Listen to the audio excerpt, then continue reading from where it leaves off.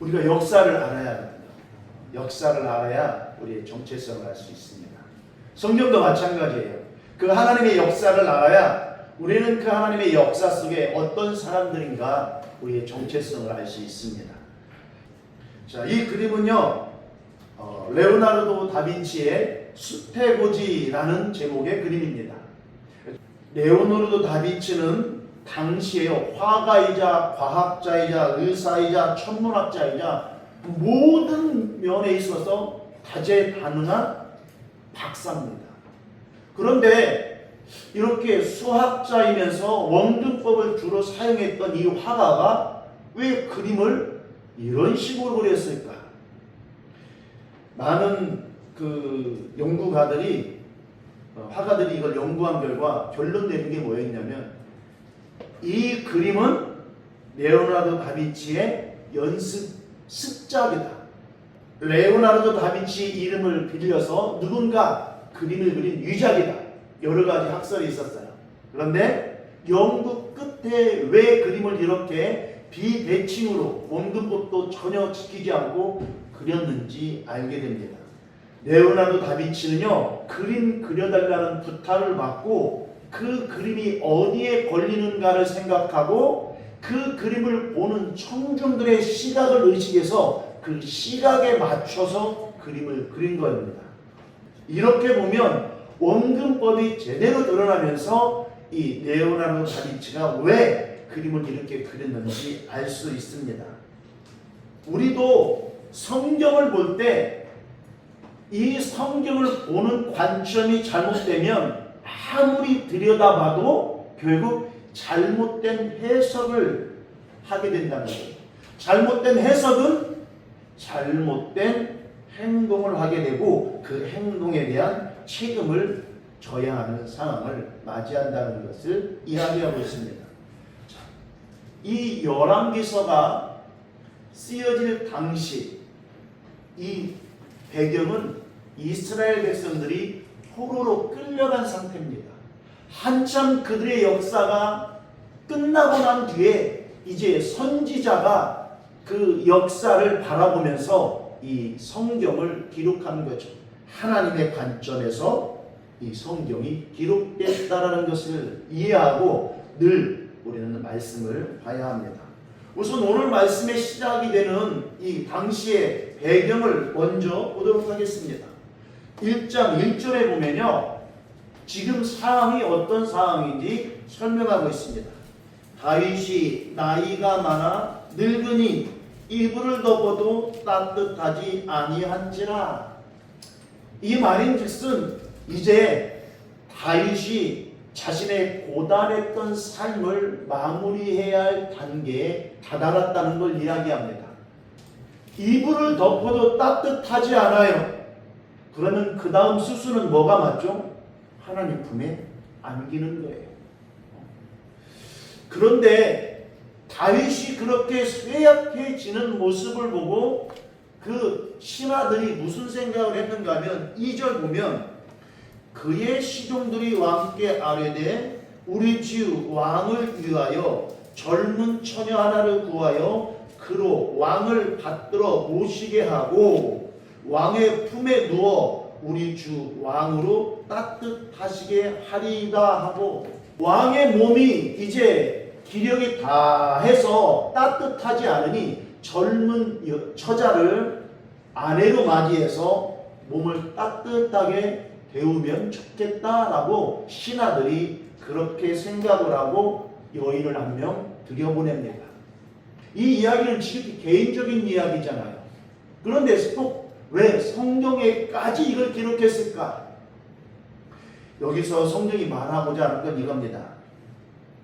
인간은 자신의 권력을 유지하기 위해서 어떻게든지 그 정권을 유지하기 위해 발버둥을 친다는 거예요. 다윗이 죽어버리면 누가 가장 큰 소리를 읽겠습니까? 다윗 자신일까요? 아니죠. 다윗과 함께 전장을 누리며 싸웠던 공신들, 살아남은 공신들이 이제 찬밥 신세가 되니까 어떻게든지 다윗의 생명을 연명시켜서 자신들의 기득권을 유지하고 싶었던 거예요. 그래서 죽어가는 다윗을 어떻게든지 살리려고 했던 겁니다. 그런데 이 모습을 통해서 하나님은 이런 말씀을 하고 싶었던 거예요. 하나님은 인간의 문제를 뚫고 들어와서 하나님의 사랑으로 그 문제를 해결하시고 하나님이 하나님 되심을 역사 앞에 드러낸다는 거예요. 여기에서 사람이 아무리 인간의 의지로 그들의 역사를 이끌어가고자 발버둥 쳐도 역사의 주인은 하나님이라는 겁니다.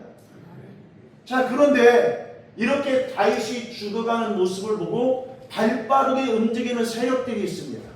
자, 누가 먼저 움직였을까요?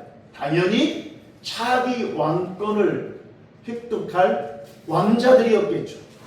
어느 나라나 왕이 죽게 되면 그 다음 수순으로 누가 왕이 되느냐로 권력 싸움이 시작됩니다. 왕이 되어야겠다라고 나선 사람은 아도니아입니다. 그래서 아도니아는 조바심이 생긴 거예요. 내가 왕이 되어야겠다. 빨리 이 일을 서둘러서 다른 왕자들이 다른 마음을 갖지 못하도록 일을 진행해야겠다라고 생각을 하고 왕이 되려고 합니다. 그런데 왕이 되려면 필요한 것들이 있어요. 자, 이스라엘은 신정국가입니다. 신정국가라는 것은 철저하게 신에 의해서 지배되는 국가라는 거예요. 그러면 내가 힘을 얻으려면, 정당성을 얻으려면 나를 지지하는 사람은 누가 돼야 돼요? 제사장. 이제 아도니아도 이 제사장의 지지를 얻으려고 당시 대제사장이었던 아비아달을 그 사람을 끌어들입니다. 그 다음에 자, 제사장이 자기를 따르지만 명분은 됐어. 이제 실질적으로 일을 하려면 뭐 힘이 있어야 돼요. 그러면 이 힘을 누가 갖고 있지? 군인들. 그렇죠. 그래서 아도니아는 그 요압, 다윗의 오른팔 노릇을 했던 요압을 끌어들입니다.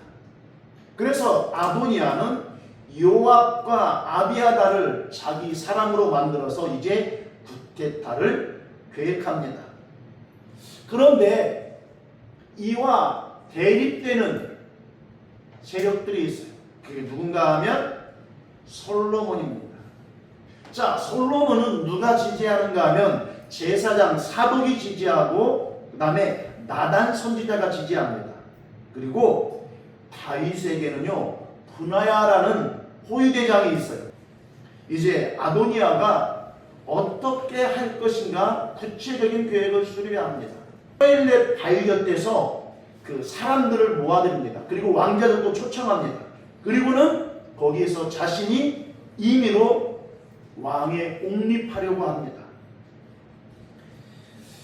그런데 이렇게 아도니아가 모략을 꾸며서 왕자들을 비롯해 모든 사람들, 대신들까지 다 초청했는데 솔로몬과 솔로몬을 지지하는 사람들은 다 거기에서 배제시켰어요. 그리고 이제 왕이 되기 위한 대관식을 다 준비했습니다. 11절에 보면 다윗은 이것을 알지 못하나이다 라고 나옵니다.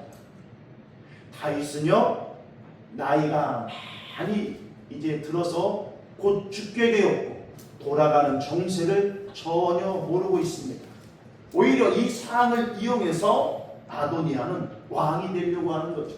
그런데 이 사실을 밧세바가 압니다.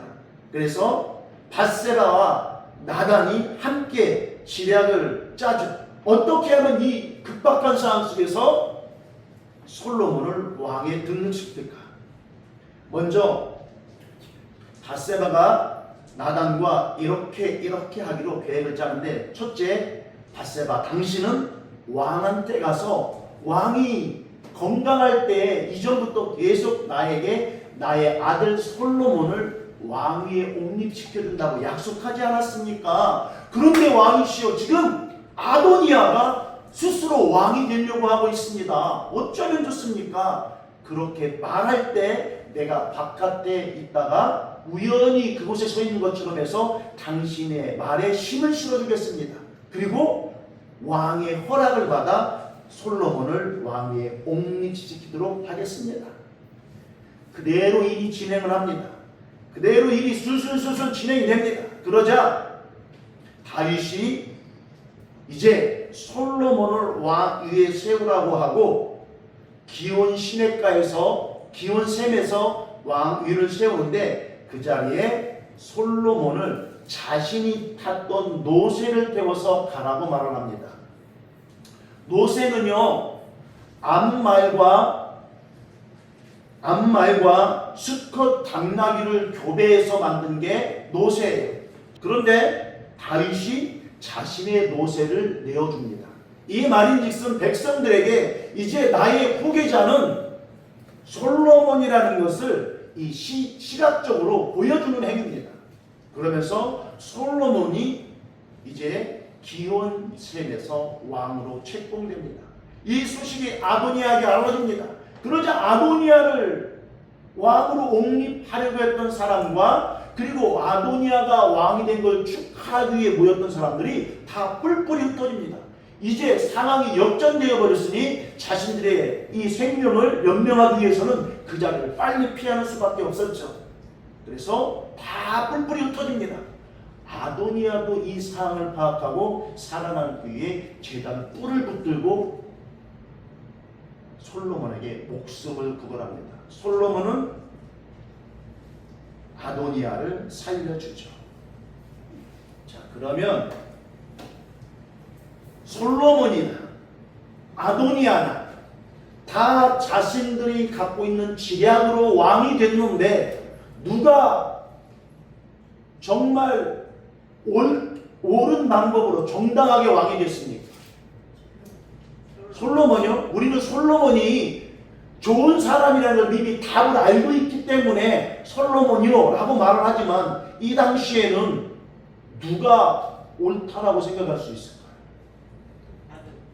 우리는 말할 수 없어요.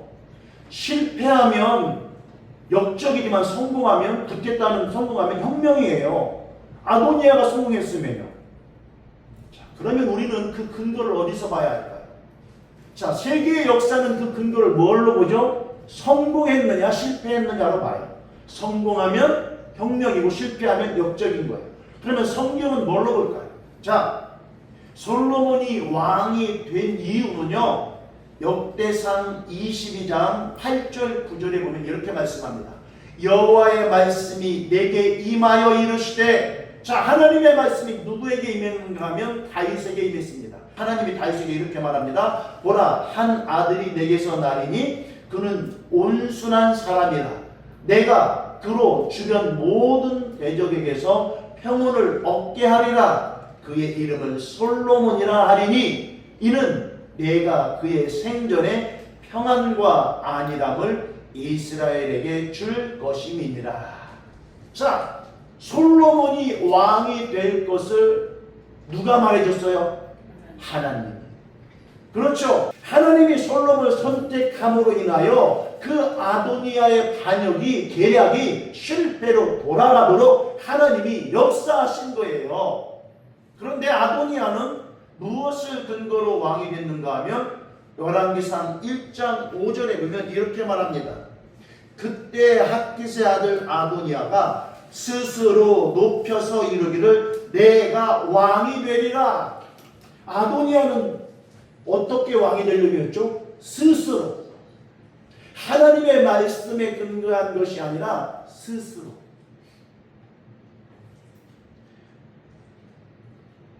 우리는요, 아무리 인간이 어떤 일을 도모하고 계획할지라도 하나님이 일하시지 아니하면, 하나님이 허락지 아니한 거라면 모래성과 같다는 거예요.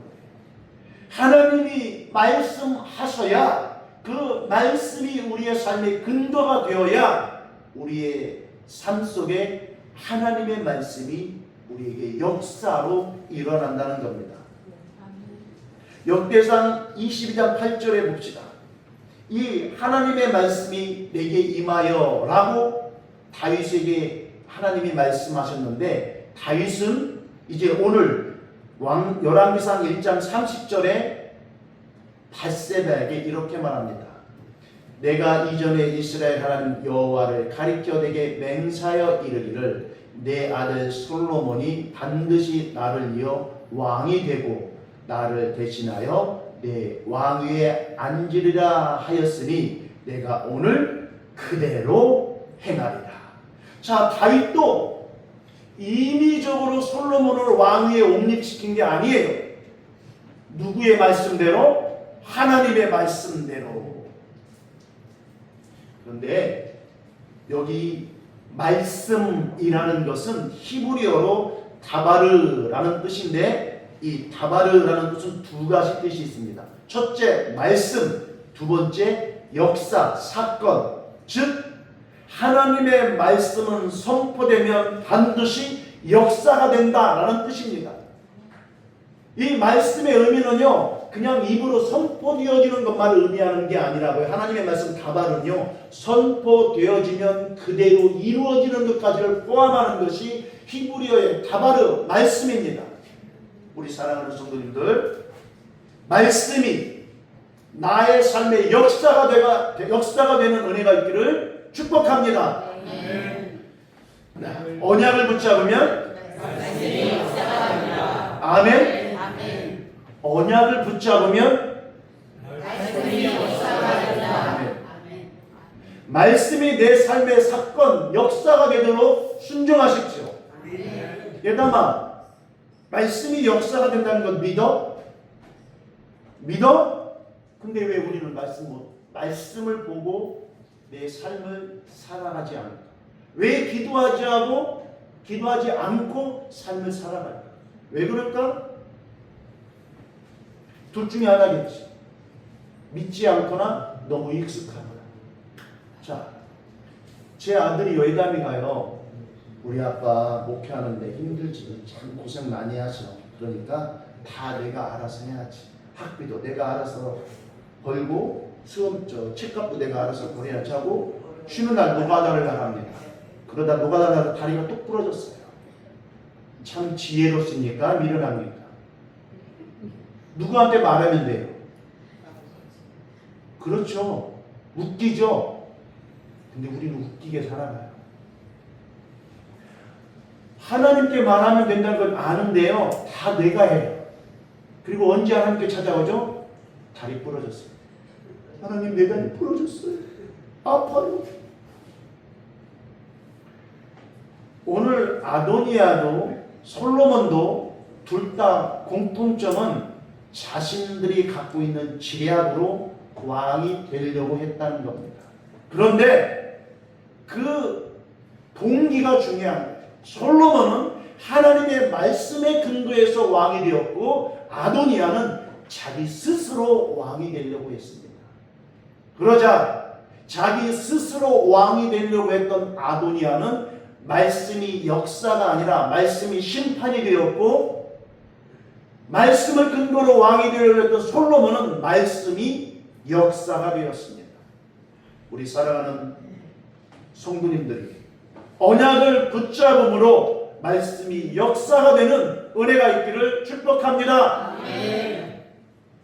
언약을 붙잡으면 말씀이 역사가 된다. 아멘. 기도하시겠습니다.